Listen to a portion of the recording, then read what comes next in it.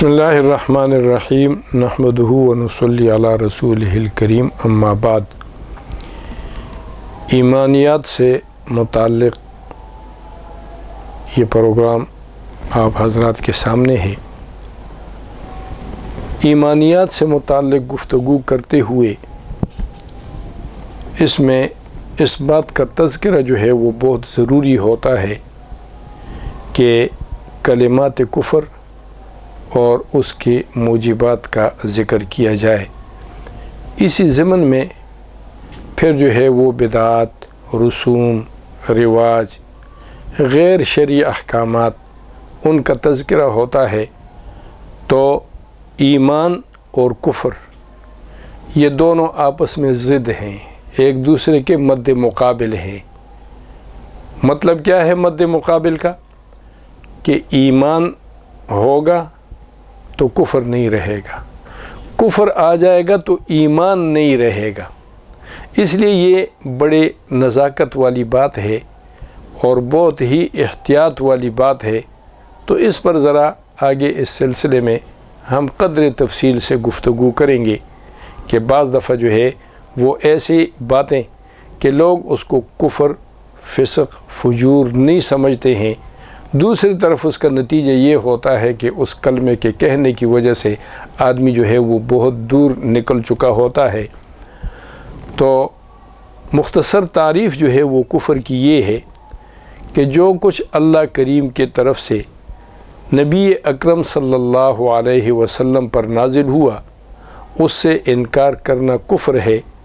خواہ وہ ایک ہی چیز کا انکار ہو، اور ایک چیز وہ ہے جو بالاتفاق تواتر کے ساتھ ثابت ہو، اور اس متواتر چیز کا انکار کرنا، ایک بات کا بھی اگر انکار ہو تو یہ کفر ہے۔ مطلب کیا ہے کہ کفر جو ہے یہ ایمان کا ضد ہے، جیسے میں نے عرض کیا کہ یہ دونوں جو ہے وہ اکٹھے نہیں ہو سکتے۔ اب لزوم کفر جو ہے اس کی شرائط ہے کہ شرائط لزوم کفر جو ہے وہ 3 ہیں، یعنی عقل، اس کا معنی ہے نشہ اور بے ہوش نہ ہونا، کہ آدمی جو ہے وہ کلمہ کفر تو کہتا ہے لیکن وہ کامل عقل کے اندر ہے، وہ نشے کے اندر نہیں ہے، وہ آدمی بے ہوش نہیں ہے۔ یعنی اگر وہ نشے کے اندر ہے تو وہ نشہ اپنی جگہ پر ایک بہت بڑے گناہ کا کام ہے، لیکن چونکہ اس کے عقل جو ہے وہ اپنے ٹھکانے پر نہیں ہے، تو اس لیے لزوم کفر کے لیے پہلے شرط جو ہے وہ ہے عقل، یعنی نشہ اور بے ہوش نہ ہو آدمی۔ دوسری شرط جو ہے وہ لزوم کفر کی کہ قصد اور ارادے سے، یعنی غلطی اور سہو سے نہ ہو۔ یہ آدمی جو کلمہ کفر کہہ رہا ہے یا کفر کا کام کر رہا ہے تو وہ بھولے سے نہ ہو، بے اختیاری سے نہ ہو، غلطی سے نہ ہوا ہو، بلکہ اس آدمی کا اس کام کرنے کے لیے اس کا قصد بھی ہو اور ارادہ بھی ہے اس کا۔ اور تیسرے جو ہے وہ شرط لزوم کفر کا یہ اختیار سے ہو، یعنی قتل وغیرہ کے لیے اس کو مجبور نہ کیا گیا ہو۔ مثلا یہ ہے کہ ایک آدمی کی کن پٹی پر جو ہے وہ گولی رکھ دی، بندوق رکھ دی اور کہا کہ کلمہ کفر جو ہے وہ کہو ورنہ تمہیں قتل کرتا ہوں۔ وہ آدمی اس کو جو کہہ رہا ہے کہ میں تجھے قتل کرتا ہوں، وہ واقعتاً اس کو قتل کر سکتا ہے۔ اس وقت اگر اس آدمی نے کلمہ کفر کہا تو اس سے لزوم کفر نہیں ہوتا ہے۔ اس لیے یہ 3 شرطیں، یعنی عقل ہے، قصد اور ارادہ ہے، اور اختیار ہے، اپنے اختیار سے یہ کلمہ کفر کہے، کسی نے جبر اس پر نہیں کیا، تو یہ 3 باتیں اس ترتیب کے ساتھ ہو جائے تو آدمی اسلام سے نکل کر کفر میں داخل ہو جاتا ہے۔ اب احکام کفر کے ایک آدمی، نعوذ باللہ، اللہ کریم تمام مسلمانوں کو محفوظ فرمائے، کہ ایک آدمی جو ہے وہ مسلمان تھا، مسلمان سے وہ کافر ہو گیا، تو اب اس کے لیے 4 احکام ہیں۔ ایک حکم یہ ہے کہ اس کی بیوی اس پر حرام ہو جاتی ہے، یعنی نکاح جو ہے یہ ختم ہو جاتا ہے، نکاح جاتا رہتا ہے، اب وہ مسلمان خاتون جو ہے وہ اس کی بیوی نہیں رہتی۔ دوسرا یہ ہے کہ مسلمان کا ذبیحہ حلال ہوتا ہے اب اس آدمی کا ذبیحہ حرام ہے، یعنی اس کے ذبح کی ہوئی چیز اگرچہ اس پر اس نے اللہ کا نام لیا ہے، اس کا کھانا حرام ہے، جائز نہیں ہے۔ اور تیسرا جو ہے اس کو قتل کرنا مباح ہے، یعنی مرتد کی سزا جو ہے وہ قتل ہے۔ وہ اس طریقے سے ہے کہ پہلے جو ہے بادشاہ وقت، مسلمانوں کا امام جو امیر المومنین ہے، مسلمانوں کا خلیفہ ہے، وہ اسلام کے بارے میں اس کے شبہات کو دور کر کے اور اس کو پھر دعوت دیں گے کہ آپ مسلمان ہو جائیں۔ یہاں یہ بات ذہن میں رکھیں کہ ابتداءً جو ہے وہ اسلام نے کسی آدمی کو مسلمان بنانے کے لیے جبر کو، زبردستی کو جائز نہیں رکھا ہے، یعنی کسی کے لیے یہ جائز نہیں ہے کہ وہ کسی آدمی کی کنپٹی پر بندوق رکھے اور کہے جلدی مسلمان ہو جاؤ تو تمہیں میں قتل کرتا ہوں۔ یہ ناجائز ہے، حرام ہے، زبردستی کسی کو مسلمان نہیں کرنا۔ آدمی جو ہے وہ مسلمان ہو تو اپنے اختیار سے اس کو مسلمان ہونا ہے، لیکن جب وہ مسلمان ہو جائے اپنے اختیار سے اور پوری شرح صدر کے ساتھ، پورے جو ہے وہ اسلام کے دلائل کو مان کر وہ مسلمان ہو جاتا ہے، تو اب جو ہے شریعت نے، اسلام نے اس کو یہ اجازت نہیں دی کہ وہ اب اسلام کو چھوڑ کر کفر کو اختیار کرے۔ لہٰذا اب جو ہے جب اس نے کفر کو پھر اختیار کر لیا تو چونکہ یہ اسلام تو اپنے اختیار سے لایا تھا، لہٰذا اب شریعت نے اس کو اجازت نہیں دی، اب یہ اسلام کی توہین ہے، تو اس لیے اس کے جو شبہات ہیں وہ دور کیے جائیں گے۔ اگر یہ مسلمان نہیں ہوتا پھر اس کا قتل کرنا جو مباح ہے، لیکن اس میں ایک اور بات جو ہے وہ بڑے ضروری ذہن میں رکھنے کی ہے کہ یہ اس کو قتل کرنے کی اباحت جو ہے تو وہ یہ ہے کہ مجھے اور آپ کو یہ اختیار نہیں ہے کہ جی میں اس کو قتل کرتا پھروں، آپ اس کو قتل کرتے پھریں، کوئی تیسرا اس کو قتل کرتا پھرے، تو یہ نہیں ہے، بلکہ یہ ہے کہ حکومت کا ایک نظم ہے اور اپنے نظم کے مطابق حکومت، اسلامی حکومت کا یہ ایک قانون ہوتا ہے اور اس قانون کے مطابق وہ اس کو گرفت کریں گے۔ اور چوتھا جو ہے وہ اس کا حکم یہ ہے کہ اس کے تمام نیک اعمال جو ہے وہ ضائع ہو جاتے ہیں۔ اس سے پہلے حالت اسلام کے اندر سب سے بڑا نیک عمل اس کا مسلمان ہونا تھا۔ حالت اسلام کے اندر جو ہے جو اس نے پھر نیک اعمال کیے وہ تمام اعمال ضائع ہو جاتے ہیں۔ اگر اس آدمی کا ترک اسلام کا ارادہ نہ ہو بلکہ کسی نادانی سے یہ کفر کی بات اس سے واقع ہوئی تو احتیاطاً اس کو جو ہے وہ دوبارہ نکاح کرنا واجب ہے، اور اس کا ذبیحہ جو ہے وہ پھینک دیا جائے گا اور اس کو کہا جائے گا کہ تم نے یہ کفریہ بات کی ہے، اس سے تم توبہ کر لو۔ اور وہ چیزیں جن سے کفر لازم آتا ہے کہ اگر یہ کام کر لیا جائے تو اس سے کفر لازم آتا ہے، یہ بات ذرا تفصیل سے اس لیے عرض کرنی مقصود ہے کہ بہت ساری باتیں جو ہے وہ ہم نادانی کے اندر اس طریقے سے کر جاتے ہیں کہ وہ کفر کا موجب ہوتی ہیں اور ہم اس سے پھر توبہ بھی نہیں کرتے۔ تو کفر کو لازم کرنے والی چیزیں جو ہے وہ 5 قسم پر ہے۔ قسم اول یہ ہے وہ کلمات جو صراحتاً انکار پر دلالت کرتے ہیں اور اس کے چند اصولوں پر جو ہے وہ مرتب ہیں۔ ایک وہ جس کی فرضیت جو ہے وہ قرآن کریم سے، قرآن کریم کے ظاہر عبارت سے، نص سے، حدیث متواتر سے معلوم ہو جائے، اس کا انکار کرنا جو ہے یہ کفر ہے، جیسے نماز ہے، روزہ ہے، حج ہے، زکوٰۃ ہے۔ تو اس کی فرضیت جو ہے ان اعمال کی وہ قرآن کریم کی ظاہر عبارت سے ثابت ہے۔ اگر کوئی آدمی نماز ایک وقت کی نماز، ایک نماز کی 1 رکعت کا انکار، زکوٰۃ جو ہے اس کی مقدار کا انکار اور روزے کا انکار یہ کرے گا تو اس سے جو ہے وہ کفر لازم آ جائے گا، اس لیے کہ یہ قرآن کریم کے ظاہری نص اور ظاہری عبارت سے ثابت ہے۔ دوسرے کہ حلال کو حرام جاننا یا حرام کو حلال جاننا جبکہ ان کی حرمت جو ہے وہ دلیل قطعی سے ثابت ہو، اور چاہے وہ حرام لعینی ہی ہو، جیسے سود، زنا، جھوٹ بولنا، ناحق قتل کرنا، ان چیزوں کو جو ہے یہ چونکہ حرام لعینی ہی ہیں لہٰذا ان کا انکار کرنا کہ جی سود حرام نہیں ہے، یا اسی طریقے سے جو ہے زنا حرام نہیں ہے، جھوٹ بولنا حرام نہیں ہے، تو یہ حرام کو حلال کرنا ہے، تو اس سے جو ہے وہ کفر لازم آ جاتا ہے۔ ایک ہے یہ گناہ کہ آدمی نے سے جو ہے وہ اللہ معاف فرمائے زنا ہو گیا، اس سے جھوٹ بولا گیا، وہ اس جھوٹ کو جھوٹ سمجھتا ہے، گناہ سمجھتا ہے، وہ اس زنا کو گناہ سمجھتا ہے، وہ اس سود کو گناہ سمجھتا ہے۔ اور ایک یہ ہے کہ آدمی اس کو گناہ ہی نہ سمجھے، تو گناہ سمجھ کر اس کا ارتکاب ہونا اس سے کہ آدمی کافر نہیں ہوتا ہے، گناہ گار ہو جاتا ہے۔ لیکن اگر آدمی اس کو حلال سمجھ کے، تو چونکہ اللہ کی حرام کی ہوئی چیزوں کو یہ آدمی حلال سمجھ رہا ہے، تو اس لیے اس سے جو ہے وہ کفر لازم آ جائے گا۔ اور اللہ کریم کے ذات کا انکار کرنا کہ اللہ نہیں ہے،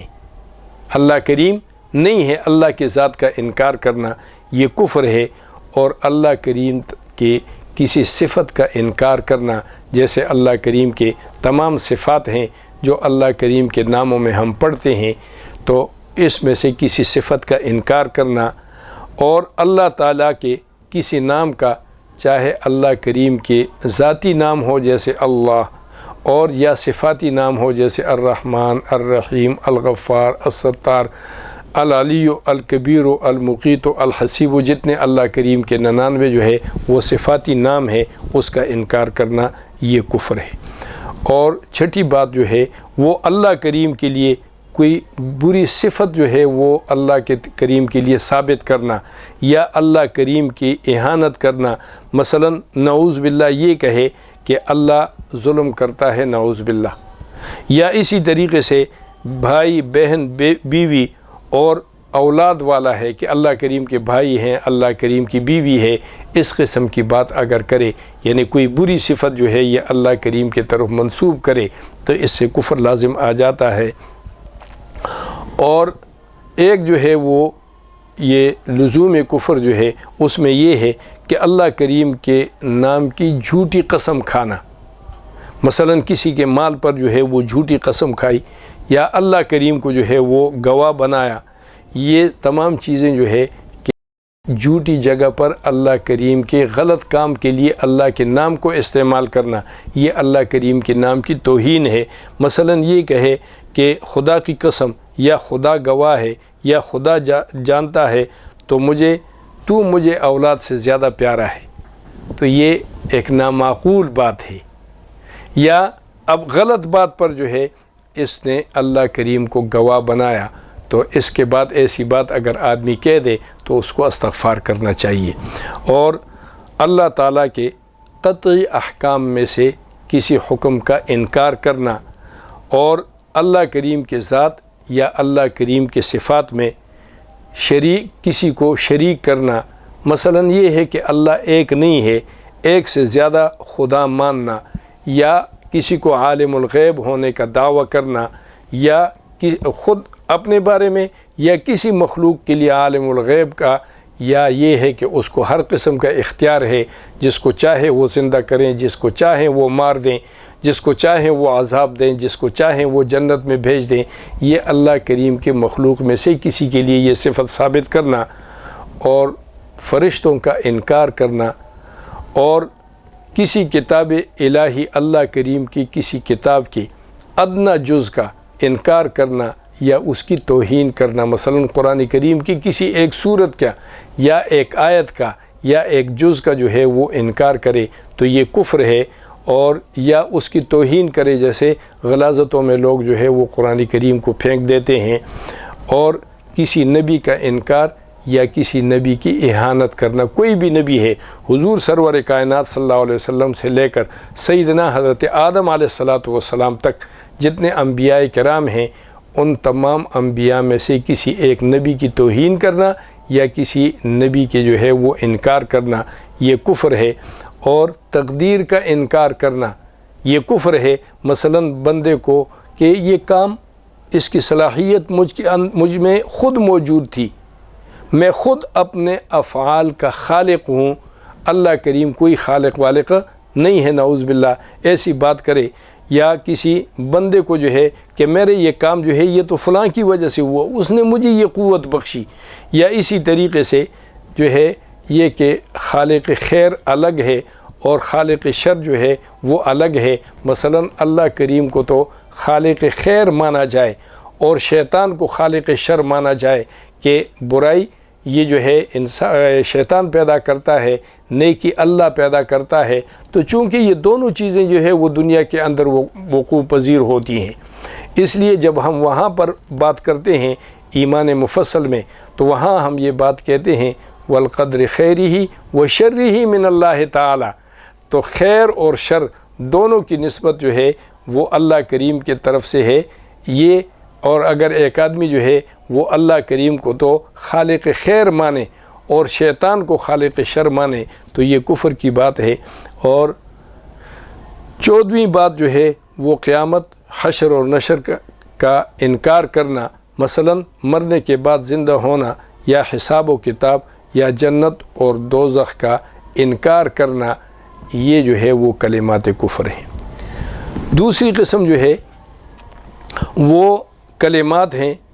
جن کا انکار جو ہے وہ اشارتاً انکار ثابت ہو، مثلا یہ ہے، یہ بھی کلمات کفر ہیں، لیکن یہ وہ پہلی قسم نہیں ہے۔ پہلی جو ہے وہ تھی یہ جتنی بیان ہوئی کہ اس میں جو ہے وہ قطعی دلائل سے وہ ثابت ہے، یہ آدمی انکار کر رہا ہے، اور یہ ہے کہ اشارتاً جو ہے وہ ثابت ہوں، مثلا کسی نجومی یا کاہن کو سچا کہنا یا کسی نبی کی اہانت کرنا وغیرہ، ان سب صورتوں میں آدمی جو ہے وہ کافر ہو جائے گا۔ اور تیسری قسم جو ہے کفر کے کلمات کی وہ ہیں، یعنی وہ کلمات جن سے شک جو ہے وہ صراحتاً ثابت ہو، مثلا کسی نے یہ کہا کہ اللہ کریم کے رحیم یا اللہ کریم کے رازق یا اللہ کریم کے عادل ہونے میں شک ہے، نعوذ باللہ، تو اس سے یہ آدمی کافر ہو گیا۔ یا وہ آدمی یہ کہے کہ مجھے فرشتوں یا اللہ کے رسولوں یا اللہ کی کتابوں کے وجود میں یا قیامت کے ہونے میں شک ہے، یا قطعی ثبوت کسی بات کو جو ہے اس میں شک پیدا کرے اور اس کو نہ مانے کہ نمازوں کے فرض ہونے میں مجھے شک ہے، روزوں کے فرض ہونے میں مجھے شک ہے، تو یہ کہ وہ کلمات جو صراحتاً ثابت ہیں اس میں شک پیدا کرنا، یا وہ چیزیں جو قطعی ثبوت اور قطعی دلالت ہیں ان میں شک پیدا کرنے سے یہ جو ہے وہ کفر ہو جاتا ہے۔ اور یہ کہ وہ افعال جن سے انکار یا شک صراحتاً یا اشارتاً جو ہے وہ سمجھا جائے، مثلا کسی نے اہانت کے غرض سے قرآن کریم کو نجاست یا آگ میں ڈال دیا، یا اہانت کی غرض سے کعبہ کی طرف جو ہے وہ پیشاب کیا، یا اہانت کی وجہ سے اس نے یہ مسجد کو گرایا، یا علماء کی توہین کی وجہ سے کسی عالم کو قتل کیا، اور یا شریعت کی کسی بات کے ساتھ اس نے مذاق کیا، یا ثواب جان کر کفر کی رسم میں جو ہے وہ اس نے شرکت کی، جیسے لوگ جو ہے وہ کبھی دیوالی کے اس میں جو ہے وہ شرکت کرتے ہیں، ظاہر ہے وہ کفر کی ایک رسم ہے، یا باقی کفار کی جو رسومات ہیں اس میں اگر وہ آدمی جائز سمجھ کر ثواب جان کر جو ہے وہ اس میں شرکت کرے تو ان سب صورتوں میں وہ آدمی جو ہے وہ کافر ہو جائے گا۔ ایک بات جو ہے وہ اور ذہن میں رکھنے کی ہے، عموماً لوگ یہ کہتے ہیں کہ جی مجھے علم نہیں تھا، مجھے پتہ نہیں تھا جی ایسا، تو جہاں پر مسلمان رہن سہن رکھتے ہیں وہ دو قسم کے علاقے ہوتے ہیں۔ ایک علاقے وہ ہوتے ہیں کہ جس میں مسلمان کو اپنے دین کی معلومات حاصل کرنا یہ اس کے لیے آسان ہوتا ہے، جیسے اسلامی ملکوں کے اندر رہتا ہے، یا باقی ان ممالک کے اندر جہاں پر مسلمان عالم، ان کے شیوخ، متقی، پرہیزگار لوگ، دین کی معلومات رکھنے والے لوگ موجود ہوتے ہیں، وہاں پر جہالت معتبر نہیں ہے، جہالت عذر نہیں ہے، بلکہ اس کو جو ہے وہ اس کا علم حاصل کرنا، اس کے لیے تگ و دو کرنا، محنت کرنا یہ ضروری ہے۔ اور جہاں پر آدمی کو یہ سہولت میسر نہ ہو، یعنی ایسی جگہ پر وہ مسلمان ہوا ہے یا رہتا ہے کہ وہاں اسلام کی بنیادی جو ہے وہ باتیں جو ہے وہ اس کو معلوم ہو سکتی ہیں، لیکن زیادہ تفصیلات نہیں، تو وہاں پر جہالت عذر ہے۔ اگلی آخری بات جو ہے وہ اس ضمن میں یہ ہے آج کے سبق میں کہ جو لوگ فتویٰ دیتے ہیں، جن کے سامنے لوگوں کے مسائل آتے ہیں، تو عموماً اس معاملے میں بے احتیاطی کی جاتی ہے اور ٹھکا ٹھک جو ہے وہ کفر جو ہے وہ اس کے فتوے لگا دیے جاتے ہیں۔ تو اس لیے ہمارے فقہائے حنفیہ یہ کہتے ہیں کہ مفتی کے لیے لازم ہے کہ جب تک کسی سے کفر لازم کرنے والی بات نہ دیکھے تو بے دڑک جو ہے وہ کسی مسلمان پر کفر کا فتویٰ نہ لگائے، اور بلا قصد جو ہے وہ یعنی بلا قصد بغیر ارادے کے اگر ایک آدمی سے اللہ معاف فرمائے بے احتیاطی میں کلمہ کفر نکل جائے تو اور اس کو معنی سمجھ ہی نہ آئے کہ یہ میں کلمہ کفر کہہ رہا ہوں، تو اس لیے اس پر جو ہے وہ کفر کے فتوے لگانا جو ہے اس میں ذرا احتیاط۔ اسی وجہ سے ہمارے فقہائے حنفیہ کہتے ہیں، اللہ کریم ان کو کروٹ جنت نصیب فرمائے، کہ اگر ایک مسئلے کے اندر 99 جو ہے وہ احتمالات کفر ہیں اور ایک احتمال جو ہے وہ اسلام کا ہے، تو آپ اس اسلام والے احتمال کو ترجیح دے کر اس آدمی کو اسلام پر کاربند کریں، بنسبت اس کے کہ آپ دوسری جانب کو جو ہے وہ ترجیح دے کر اور اس کو کفر میں داخل کر دیں۔ تو یہ ہے کہ اتنی جلدی جو ہے وہ کسی آدمی پر کفر کا فتویٰ نہیں لگانا چاہیے، اس کو اسلام سے نہیں خارج کرنا چاہیے، بلکہ اس میں احتیاط کرنی اور لوگوں کو زیادہ سے زیادہ جو ہے وہ اسلام کی طرف راغب کرنے کی کوشش کرنی چاہیے۔ وما علینا الا البلاغ۔